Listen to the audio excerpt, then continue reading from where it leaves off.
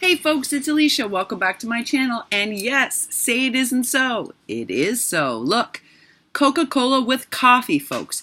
Now there's a Diet Coke or a Coke Zero with coffee, but the husband was kind enough to pick this up for me on the way home today because he knew I wanted to try it. And I wanted to do it here with you folks for my first reaction. Now I'm a Diet Coke drinker.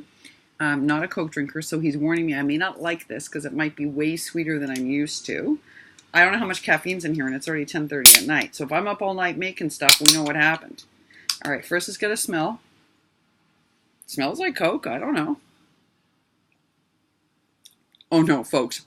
It's like a Coke soda. This is a Coke soda. It's really sweet. Oh, no. You know what this tastes like? Okay, last week, while we were on our anniversary trip, I accidentally poured my Diet Coke into my coffee because so here, coffee mugs are made out of glass and sometimes they don't have the handle, so they look like a regular glass. So sometimes I use them for coffee, sometimes I use them for soda. And literally, I poured my Diet Coke into my coffee and took a sip and I was like, ew, what is this? That's what this tastes like. It tastes like half Coke and half coffee. Except that it has a bit more of a cappuccino-y thing. If you like the taste of Coke and coffee put together, you'll love this. Yes, folks, you'll love it. It definitely has real coffee in it. It's very coffee-esque. But maybe too coffee-esque. If you're from New York and you like those coffee sodas, you might like this. It's a little sweeter than those, but you might like it. For me, it just tastes like I accidentally poured my Diet Coke into my coffee. Maybe it's not my fave. All right, folks. You got to hear it here first. Coke's got Coke plus coffee. First of all, sorry, just reaching over to move it so my pup doesn't spill it over because she always comes in. Whenever I'm making a video, she tends to like walk in and sometimes she makes click-clacking sounds. That's what those sounds are. But I'm happy to have her near me so I can keep an eye on her. So folks, first of all, so many comments. It took me a long time to catch up, but I'm almost caught up now. And first of all, I want to say I agree. We are all grateful to Craftykimchi for participating in this challenge. We all are in awe of her first ever shabby project. That star was so beautiful, and we're all super grateful to her. That star tutorial was so useful, not just to me, clearly. There were like 90 comments. I'm not kidding. There were so many comments that I got I got texts, I got messages on here. I mean, it blew up, and I agree. We are so very fortunate that Anne participated and that she gifted us that tutorial. So thank you, Anne, if you're watching. Thank you. And she's also generously agreed that I can pass along some of my goodies. And the reason, folks, is that Crafty Michelle in the UK and Alicia Love Letter Generation don't have access to Halloween supplies. Just like I struggled here, so did they. And I feel like Carrie Martin and Dina and Jellybean blessed me with so many wonderful goodies, and Orlando Tesson today sent me some, so I want to pass some along to them because I want to make sure that they can make too. Crafty Michelle is the one who invited me to participate in the Halloween collab, and she's there on a making island, folks, without access to Halloween supplies. So if any of you have any extra, I know Carrie, I know you already sent some. I know you did. You're amazing. If any of you have any extra Halloween supplies, and you can afford to put like a small packet in the mail to the UK and Australia, I know they'd appreciate it. They'll never ask, but I'm asking on their behalf. They didn't even make wee wishes for themselves, right? Crafty Michelle never makes a wee wish for herself, and either does Alicia. So that's why this time I asked for Alicia, because I knew that she was on a crafty island, but now I'm adding Crafty Michelle. I just think that they're both such kind, supportive makers, and I know how tough it is. So all right, so I'm just throwing that out there. If you've got loads of Halloween stuff and you can afford to put a small envelope together, don't make it more than that because Central Australia is pricey, folks. But a small little envelope, I know they would be so grateful. So grateful. And I suspect that Alice Wilkes is in the same situation in New Zealand. I don't know that for sure, but I'm pretty sure. So just bear that in mind, folks. If you love Absolutely Alice, I have a feeling she's in the same boat as Alicia and as Crafty Michelle in the UK. All right, so now getting on to fun stuff. Not that Halloween isn't fun. I should tell you guys something. First of all, thank you so much for all of your support through my prototyping. And I'm sharing it with you because I want you to know that if I can't fussy cut and I'm training myself to fussy cut, it really does mean that you can also, if you struggle with fussy cutting, look, I told you guys, I have autoimmune disease. Last year I was paralyzed in both hands. So although they look fully functional, this one only operates at like 90 something percent. So when I try to fussy cut, don't have perfect hand control. Today I was laughing thinking it was kind of like occupational therapy because it's really hard for me. I was cutting out like a rabbit and he was holding something tiny and I was like, don't break that off. So I've learned to be very slow. Plus, because of my autoimmune disease, I get very sore joints. Anyone who has like arthritis understands exactly what I mean. It's like having chronic arthritic attacks all the time. So I have to take breaks, right? In order to be able to do this. Not just fussy cutting, but anything that involves manual dexterity. So this whole prototyping thing has been like, it's been like a passion, a labor of love, but it's a lot of like hyper focusing. In fact, at one point I had to turn off your videos. And you know, I always watch crafting videos while making. But I had to turn them off because I was like so scared that like I would laugh at Sabrina or Carmen would say something or Kathy would have something up and I would chuckle or I would get interested and like look up and there would go a piece of like his tail or something. So I actually had to turn off the videos and be like super precise. My God bless Prue. She's like, everything Alicia makes is beautiful. Not true. I have a failed broom. I told you guys I have to invent brooms here because I found out that Allie can't get them to me for like 30 days and they don't sell them here. And I'm like, how hard can it be to make a broom? So I designed this really cute broom and I figured out if I make tassels and I bought these sticks, kind of like, imagine like popsicle sticks, although they're thinner. You could use a straw too, folks. And I'm making really cute embellies with them. But the first couple were awful. They were awful. But, you know, by the third one, they started to come together. And I'm going to show this to you later this week. And now they're really cute. So part of it is like figuring it out. And I make these prototypes. But it's not that they always come out. The ones I showed you came out. But Cruz, I'll show you the failed broom when I show you the good broom. Just so you know that there's some failures in here too. I have yet to show you Sabrina's altered house. And that's because it's still not finished. Like, it's still a struggle. And I'm good at like distressing. And I'm still struggling with that house. But that has more to do with small details. So I thank all of you for being so supportive of my prototyping because it's a lot of work. Bertha asked today, Alicia, what kind of art do you teach? Is it because you're an artist? Well, my primary art is writing. I'm a creative writer. I write stories. I write novels. I write that sort of thing. My second thing that I do professionally is I teach wearable art. So imagine putting like clothing and art together. That's something I teach. And I teach something called visual poetry, which is creating poems through imagery. So the kind of art I teach is not really related to what we're doing. And in fact, some of the things I learned in my education are contrary to what we do here. So I had to like unlearn in a way. Yes, color theory still applies and other things like that still apply. But actually, if I think like an artist, I overthink when I make crafty projects. And that seems to be like not serving me well. So I've learned don't overthink it. Overthinking it means that like I'm being a bit too obsessive. I don't know how many of you here recognize you have a little bit of an obsessive quality, but I for sure do. And mine manifests in making anything, whether it's art or craft or whether they're the same thing. For me, I told you guys I'm like kind of like an artsy crafter. And whenever I'm making, I'm like hyper focused on what I'm doing. And that's like I become a little bit obsessive about it. I can work on a shaker for hours and not move. That's just my nature. So it's very relaxing. So most people would probably watch me do it and be like, aren't you stressed out? No, it's the opposite. I find making relaxing. And if I'm stressed out by something like when my dog was sick, you know what I did all day? Made stuff and watched her. Because that's what calmed me down, right? So when I started to get nervous about like when the vet told me like, you know, you need to relax and readjust your thinking. This is a 14-year-old dog. She's going to go. And I was like, I was like, the next day, I just started making because that was the best way to deal with it, watching your videos and making. If I had not been making, I would have had a really hard time processing. I don't know. Like, it's funny. I just sent off some packages to people, and there are these cute little ephemera pieces that say, you know, making or crafting is cheaper than therapy. And I think that's true sometimes, at least for this maker it is. But I have had so much fun doing these prototypes. And I've had so much fun working on Kathy's swap for Halloween and the Halloween collab for Crafty Michelle. Like, I've just had a blast working on these projects. And some of them I love more than others.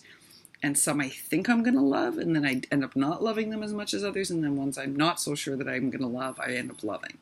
So many of you think the mini Memdexes are a cute idea. I agree. I love them, and I'm going to show them to you later this week. So here's what I'm learning. So a lesson or two that Alicia has learned. So you know how I know a lot of people pre-make their stuff, package it, and then when they do a swap, everything's ready, or when there's a challenge and they just send it out. And I've told you folks I can't do that. And the reason I can't is that I make for the person. So like if I decide to do a challenge, I design it from scratch. I don't have anything pre-done in my stash. Like, that's just not how I operate. So with this collab though, I need to have everything up ready, the videos recorded, everything done at least a week, if not more, before the collab starts, so that I feel comfortable that everything's in place. And in case there's any hoopla the first 24 hours or whatever, I can fix things and everything's ready and whatever. It's just Alicia's way of working. So, but I had to think about this really carefully. And so I have learned that, for instance, if I'm going to make shakers, then it's best for me to do all the cutting at one time, and then do all like the laying down of the tool at one time and the gluing at one time. And then it's best to do all the sequence mixing at one time, and then to leave like the layering for last. And even if I spend 2 days layering, then that makes sense, because what I have learned is that the more I do stuff, the better I get at it. So I found, like today while I was working on mini Memdex shakers, that by the time I did the third or fourth one, my nurse's folds were much better. And that was just practice. Like, my hands got used to doing it and I got better at it. So I've learned that if I'm going to do stuff, I have to do it smartly. So I get better at stuff the more I do it. Most of us probably do. That's why I'm sharing this with you. So I'm leaving all my layering to last. That's why I can't show you a finished mini Memdex. I have all of the bases built. I have all the sequence mix now built. Everything is closed off, but I haven't done any of the layering, because I'm going to do that last. And that may be a 2 to 3 day process, because I have to layer on cards, I have to layer on tags, I have to layer on Memdexes and all sorts of things. I'm learning to do it in groups if I'm going to do a large thing, because I do better. In the past, what I would do is, like, for instance, I'd work on Sabrina's swap, and I would build each piece individually. I would do a tag, then a Memdex. I would start, let's say, a hoop, and then keep coming back to it. But what I'm learning is, if I can do all my layering at once, after a couple of minutes, my layering gets better and better and better. So I shouldn't start a tag and finish it from start to finish. For me, the kind of maker I am, it would be better to do all my cutting, then do all my laying down. So in other words, like, cut the tag, cut the cards, cut the flip book, cut the tops of the embelly box, cut this, cut that, and then do all the gluing at once, then do all the sequencing at once, then do all like the small details like the stickling or the glittering at once, and then do the layering up, and then do all the sentiments at once. And sentiments, I'm learning, I have to leave to the very, very end, and I give myself lots of options, because sometimes when I choose early, I make a mistake, and it's mostly out of indecision or feeling like I just want to finish something. I have to fight that. And I think I learned a lot from Craftykimchi, who said that the best lesson she can give anyone is to walk away. It's a lesson that she has forced upon herself. She'll leave a project for 2 days, walk away, and then come back to it, and suddenly a solution comes to you. And that has been true this week, folks. There have been a couple of times where I was unsure about something and I walked away. And when I did that, I came to a much better decision a day later. When I force myself to make a decision in that moment, I don't always make the best decision. I make an okay decision, but there could have been a better one maybe. So these are things that I've learned along the way. And I think they're really important lessons, and I wanted to share them with you. A lot of you have said, well, what the heck is with that Helmers on the fabric? Oh, folks, it's more expensive than fabric tack, so that's the downside. And it does leave a weird, gluey kind of residue on black tulle. Not even on blue tulle, just black tulle. And I've even tested 2 different types of black tulle to see if it was just my tulle. No, folks, it's any black tulle, or at least it's the 2 black tulles that I have, plus the 1 jelly bean scent. So I guess that's 3. So I prefer fabric tack for black tulle. However, that glue is amazing. That 450 Helmers is amazing.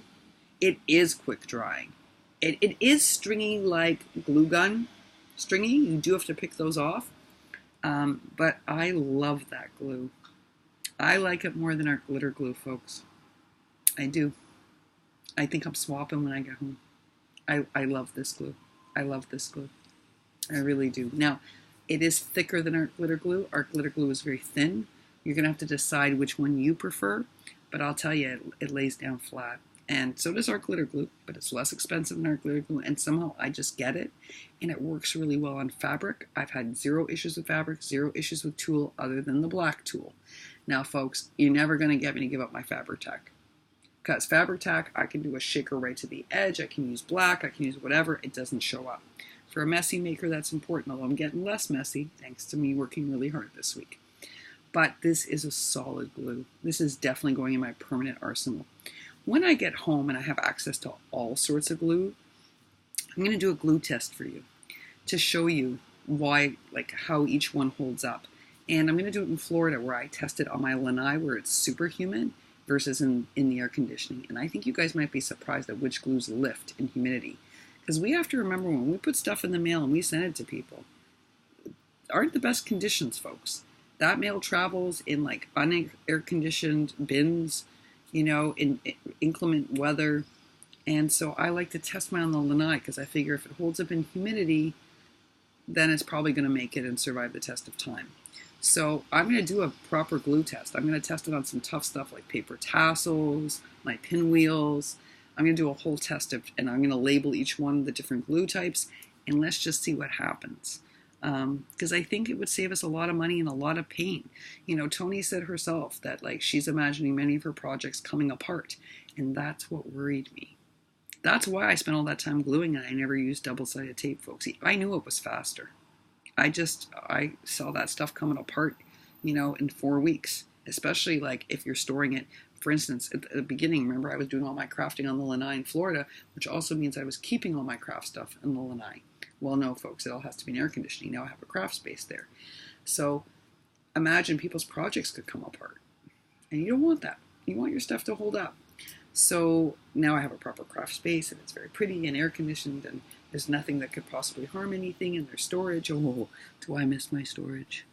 I'll tell you, folks, working here has been really a good lesson. You know, Crafty Michelle said sometimes, Alicia, not having supplies or not having what you're used to breeds innovation. It can be a good thing. And I think she's right. I mean, I'm going to be upfront. I miss my Sissix die cutter so much. So much. And I miss a few of my tools. I miss having stickles. I miss a few other things too. But I have learned to innovate. And while some things have turned out not great, other things have turned out well. And I've had to develop new skill sets, like fussy cutting. See, with the Sissix and all my supplies at home, I didn't have to push myself to fussy cut. But here I have no choice, folks. Not if I want to make things for this collab. So maybe I wouldn't have become able to fussy cut if I wasn't here. But y'all got a good laugh out of my storage, huh? You should see I've got like Dina's box up top. I should show you the bag. I'll show you the bag tomorrow before I go. I'll show you the bag of post that's going out, and you'll see how much of the apartment it takes up. I've got people's packages ready to go out. I mean, it's kind of insane, folks. I've got stuff hidden all over this place. Sometimes, like, I buy someone something and I have bins. I'll show you. Hold on. Hold on. I have these blue bins that I bought at the dollar store. See? Okay, so, see that? Cool. Ooh, spooky. Okay, so that's from my fabric store, by the way. I just got that. Yep. Okay, so I have these blue bins, and in here are like my craft supplies all organized. This is clearly fabric and trim. But I also have boxes like this for people, and usually it's pretty organized. Like I had one that said cruise, right? And that's where cruise's stuff went. But when I was putting everything together, I took the stuff out of the box, and then I put something down, and I'm like, oh no, and then I was cleaning up because, you know, husband was coming home, and I was like, where did I put that? So I'm still looking for a couple of things, and it's a tiny apartment. But I've hidden stuff everywhere. I've used every nook and cranny, I'm telling you. If you open the wrong door, stuff's going to fall out on you. I promise you, stuff's going to fall out. You guys have noticed I'm feeling better. I'm sure my energy is really different when I'm feeling well, and that's just the reality of autoimmune. I am feeling better, and thank you for noticing, which is also why I've caught up on comments. It's why I've caught up on videos. It's why I'm, you know, you get it. Some of you, like Jellybean, have said, what happens when you go back to work? I'm testing different schedules right now. Whether you notice it or not, I'm making some changes to see the amount of time, because I know how long it takes me to teach and then how much time I need to wind down after teaching. So I'm already implementing some new schedules to see which one works. So you probably won't even notice a big shift. But I'm already slowly making those shifts so that everything is in place for when I get home. I'm a planner, folks. Can you tell? I actually just got my first ever funky planner. I can show you that. I brought it from the US. See? The Hey Girls. I didn't have one of these before. I just used an academic planner. It looked pretty boring. Or the New York Times one. So now I have this. I see all of you decorate it and you do all sorts of cool things with yours. I've never done that. I don't think I'm going to decorate my planner. I don't see myself doing that. But maybe I'm wrong. You know. But I did really like it, and hopefully I'll find it useful. It's certainly a lot nicer than my academic boring one, that's for sure. Folks, we have entries that I'm happy to bring you tomorrow. I'm saving them for tomorrow, and one of them is from Susan Tootsie Tucker, and I want to show you the back of her envelope. Look at this. Life is special with friends like you. Is that not the cutest stamp? Miss Susan, where did you get this? She has such good stamps, folks. She really does. And I love her cards. I can't wait to see what's in here. I haven't even peeked. I have not even peeked it. It's killing me. And the envelope's dimensional. I'm so good, guys. I really don't look before because I want to share them with you as I open them. Like Orlando Tessons today. All right, folks. I am excited to do the more entrance with you tomorrow. Had to share that Coke with coffee. Too sweet if you ask me. But maybe you'll like it. I don't know if it's there yet in America or in the UK or in Australia or New Zealand or Singapore. But I bet you it's coming to you soon because you know if it's here, it's coming there. Coffee with Coke, folks. Or Coke with coffee. What do you think of that? As always, it is a pleasure spending time with you. As always, I am grateful for your comments. I'm sorry it took me a couple of days to catch up. And yeah, I'm just really grateful. And thanks for cheering me on. I'm doing my best to become a better maker. And it's not always an easy process, folks. And it takes a whole day for me to get stuff done. But I am getting there. And I can't wait to share those mini Memdexes with you this week. They are so cute. Yay for crafting with Liller, because that's who I learned that from. And actually, I used the... I took like one of my dies and I measured where the regular Memdex holes are so that nobody would have to even build a mini holder if they didn't want. It's pretty cool. Anyway, you'll be seeing those later on this week. And tomorrow I'll be back on with Susan Tootsie Tucker, Ms. Judy, my scrapbook loft, and hopefully Dina. And I think, yeah, that's tomorrow. All right, folks, I will see you then. Hope you have a wonderful afternoon and a pleasant evening. And if you can, do a little making. Bye for now.